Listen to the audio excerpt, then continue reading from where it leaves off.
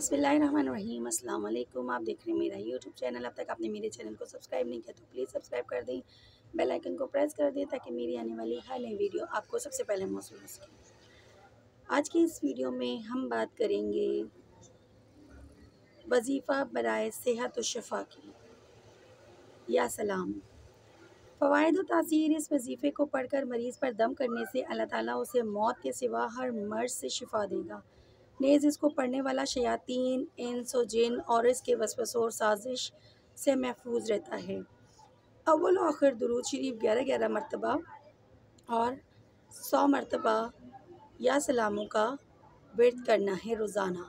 इस वजीफ़े को आप हस्ब ज़रूरत 11 दिन, 40 दिन या इससे ज़ायद अरसे के लिए भी जारी रख सकते हैं।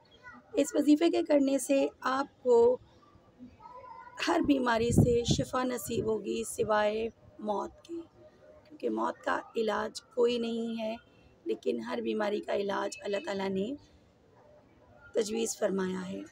इसलिए या सलामों का वेट करते रहें और अल्लाह ताला की तरफ से सलामती हासिल करें। अपनी ख़ास दुआओं में मुझे भी याद रखिएगा। अल्लाह हाफ़िज़।